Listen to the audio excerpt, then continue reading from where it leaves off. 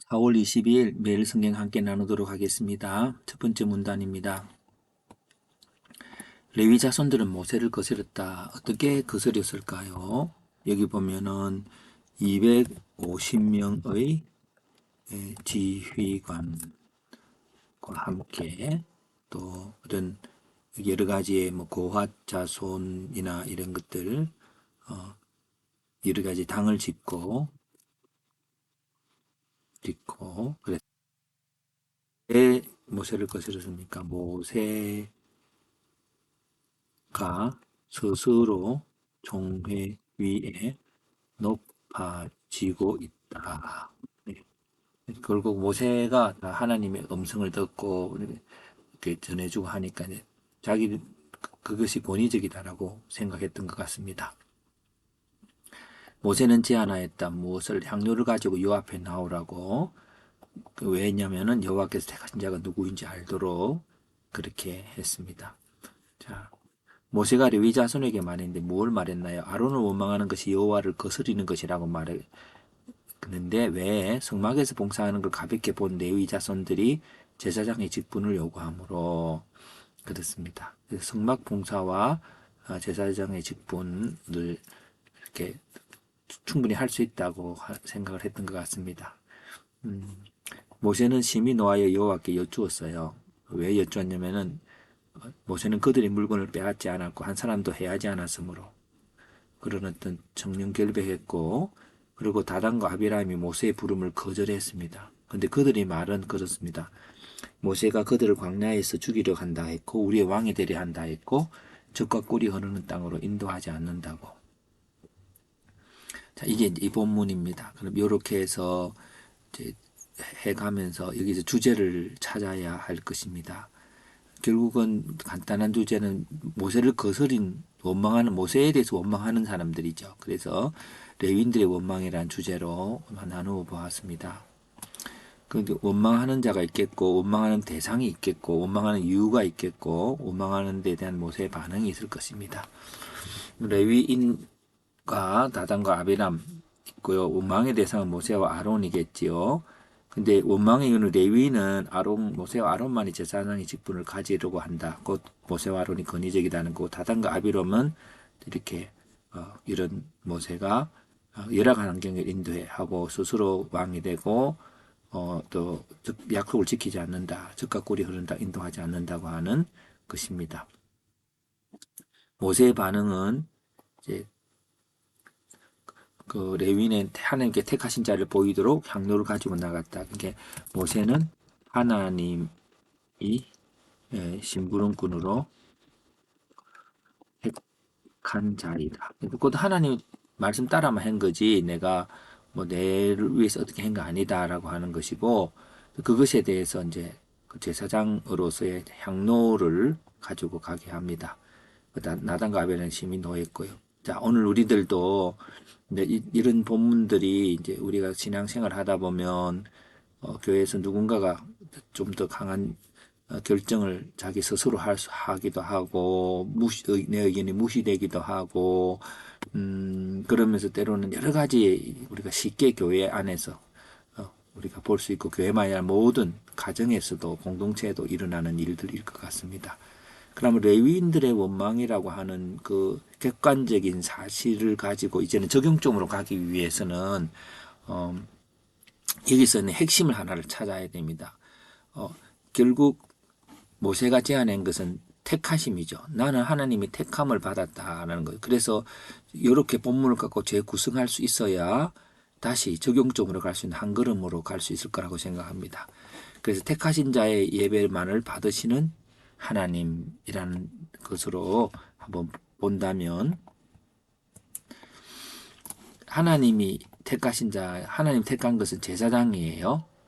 제사장을 택한 일이 하는 자가 택한 자 하는 일은 제사하는 일이고 택하심에 대한 그 오해가 있었지요. 그들은 동일하다고 나도 할 수 있어. 뭐 어렵다고 그렇게 그런 근데 그게 이제 어떤 헌신이나 지혜나 뭐 이런 것들로 이제 비교가 될 수 있죠. 이런 것으로 뭐 하나님이 이루어진다고 생각했을 거고 권위적으로 행동한다고 했을 때에 그렇게 생각을 하고 있었죠.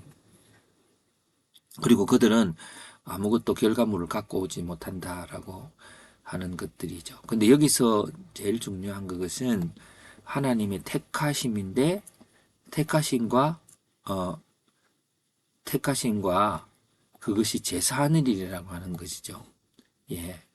그 제사에 대한 오늘의 주제는 원망하는 키 핵심 주제가 제사의 의미거든요. 제사가 뭔지에 대한 어떤 오해가 있습니다. 그래서 다시 이제 여기서 택한 자만이 하나님께 제사를 드릴 수 있는 것이어서 그리스도가 드린 예배만을 받으시는 하나님으로 또 분석해 볼 수 있습니다.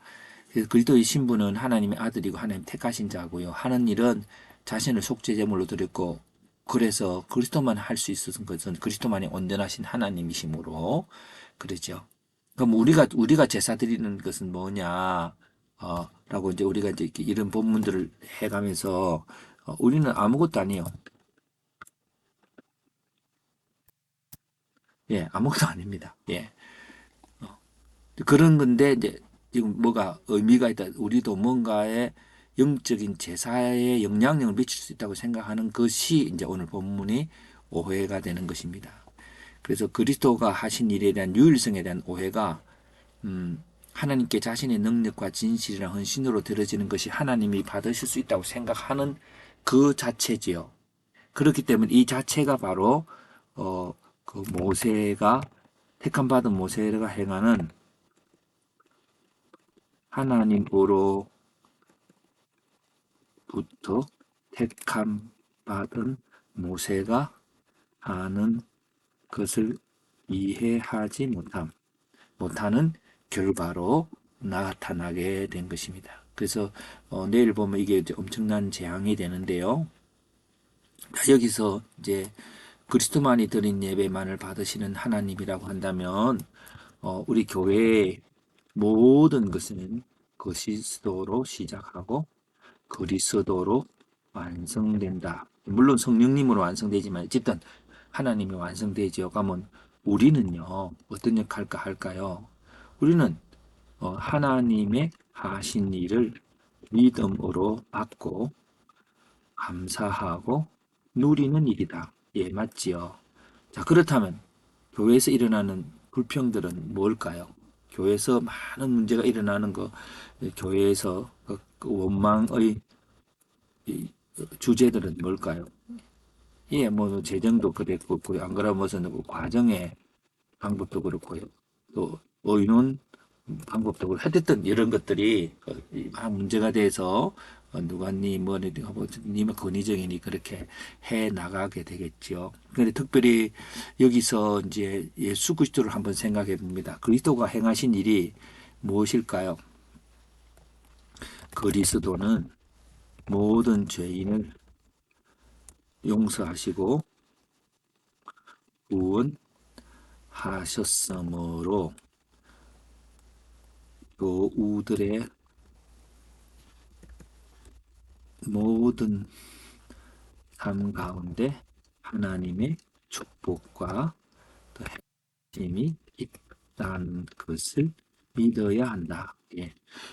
오늘 우리 그리스도께서 하신 일이 그리스도만이 하실 수 있고 요걸 할까요? 속죄 제물로 드렸어요. 그럼 이것과 이것이 관계가 되는 것입니다.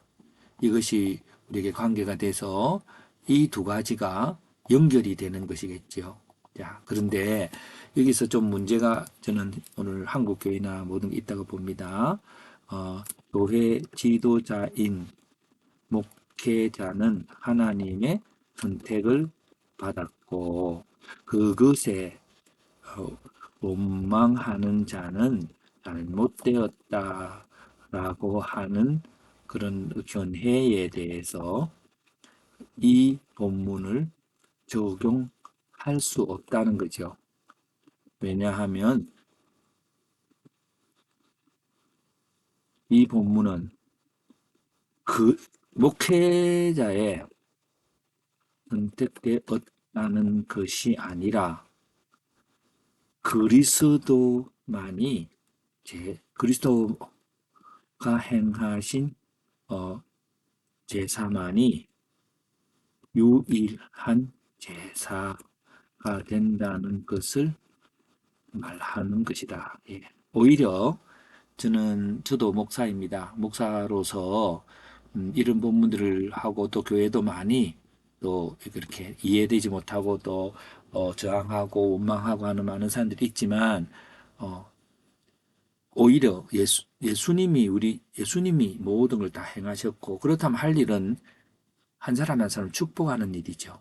그 어떤 죄인 교회에서 막 원망하고 있는 사람들 어떤 누구도 다 하나님의 축복이 있음을 받아들이고 우리가 그거 함께 동행해야 되는 것입니다. 근데 우리 내일 보면은 이 굉장히 뭐 땅이 갈라지고 막 죽고 하는 그거를 목회자에게 뭔가 잘못해가지고 그런 일이 일어난다고 설교하고 있는 목회자가 있다면 매우 위험한 적용이라고 봅니다.